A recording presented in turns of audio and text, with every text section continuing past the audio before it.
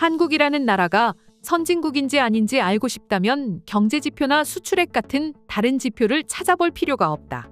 그냥 서울에 있는 지하철 아무 곳이나 가보면 한국의 수준과 한국인들의 시민의식이 얼마나 선진국 그 이상인지 알 수 있다. 한국을 한번 방문하면 미국으로 돌아가기 싫은 것도 사실이다.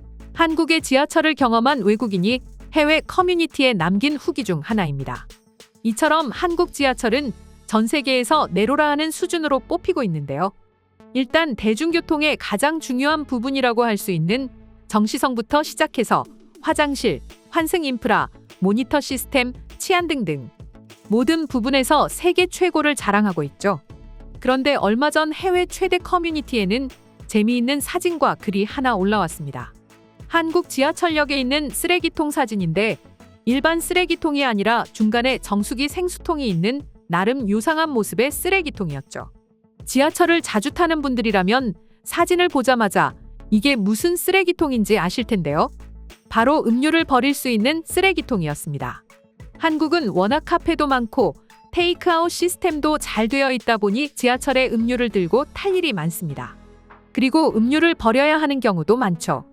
하지만 음료가 든 컵을 일반 쓰레기통에 버리게 되면 냄새도 심해지고 오염도 너무나 심해질 수밖에 없습니다. 그래서 이렇게 남은 음료를 빈 통에 버리고 플라스틱 뚜껑과 종이컵을 분리해서 버리게 만든 것이죠. 저도 가끔 음료를 들고 지하철을 타기 전에 이런 쓰레기통이 있으면 매우 반갑긴 합니다. 아니면 화장실을 찾아서 음료를 버리거나 집까지 남은 음료를 들고 타야 하기 때문인데요. 외국인들이 일단 저런 쓰레기통을 보고 가장 놀라는 모습 중 하나는 한국인들의 분리수거 모습이라고 합니다. 더럽기로 악명 높은 미국이나 유럽 지하철의 경우 사람들이 분리수거는커녕 그냥 길바닥에 쓰레기를 버리기도 하고 심지어 늦은 시간에는 지하철 안에도 쓰레기로 가득 차는 경우도 있습니다. 그런데 한국인들은 쓰레기통이 없으면 집까지 쓰레기를 들고 가고 음료를 따로 버림과 동시에 뚜껑과 컵을 분리수거까지 하는 모습이 믿기지 않는 것이죠. 한국인들한테는 사실 너무 당연한 모습이지만 자신들이 선진국이라 생각했던 미국인들의 시선에서는 너무나 놀랍고 또 자신들이 부끄러워지는 순간이 되는 것입니다. 한국인들의 이러한 시민의식도 시민의식이지만 지하철에 있는 쓰레기통이 항상 깔끔하게 정리되어 있는 모습도 신기하고 부러운 모습 중 하나라고 합니다. 뉴욕 지하철의 경우 쓰레기통이 항상 쓰레기로 차고 넘치는 모습이 일반적인데 해당 외국인은 한국 지하철을 수도 없이 타면서 쓰레기통이 넘치는 모습을 본 적이 없기 때문이죠. 심지어 한국 지하철은 새벽 1시까지 운행하는 경우도 있는데 그 시간에도 너무나 깔끔하다는 것입니다. 이러한 한국의 인프라와 한국인들의 시민의식을 직접 경험하게 되니 그저 아시아 국가라고 무시하던 미국인 자신들이 너무나 초라해지는 것이죠. 그도 그럴 것이 현재 미국 지하철의 상태를 보면 한국인들한테는 정말 별것 없어 보이는 저 쓰레기통 하나에 외국인들이 이토록 부러워하고 분노하는지 이해할 수 있습니다. 미국을 비롯해 유럽 등의 나라에는 너무나 많은 문제가 있는데 그중 하나가 쥐입니다. 한국 지하철을 타다가 쥐를 보신 적은 아마도 없으실 텐데요. 하지만 미국에서는 하루에 무조건 한 번 이상은 볼 수 있는 게 바로 쥐라고 합니다. 미국 뉴욕시의 경우 온라인 집계가 처음 시작된 2010년 쥐 관련 연간 신고 건수는 1만 500건이었는데 지난 2020년에는 갑절이 넘는 2만 5천 건, 2021년에는 3만 건, 2022년에는 무려 6만 건이나 접수되면서 뉴욕 지하철에서 쥐가 얼마나 흔한 동물인지를 알 수 있게 해주었습니다. 이 때문에 뉴욕시는 연봉 12만에서 17만 달러 한화 약 1억 5천만 원에서 2억 2천만 원 가량을 내걸며 쥐 퇴치 전문가를 고용하기도 했죠. 쥐뿐만 아니라 노숙자 문제 역시 다른 나라에서는 아주 흔하디흔한 문제입니다. 최근 올려드렸던 영상 중 버스 정류장 온열 벤치를 기억하시나요? 당시 해외 네티즌들의 반응을 살펴보면 만약 이런 게 미국에 설치되어 있다면 노숙자들이 점거하여 아무도 이용하지 못할 것이라는 반응이 많았습니다. 물론 한국도 노숙자 문제가 완벽히 해결된 것은 아니지만 다른 나라에 비하면 이 문제는 아주 사소하게 여겨집니다. 실제로 외국인들이 한국에 왔을 때 지하철역에 쥐와 노숙자가 없는 걸 보고 그렇게 놀란 반응을 보여주기도 할 정도죠. 그리고 노숙자 문제는 단순히 지하철 역사를 점거하는 것에 그치지 않는데요.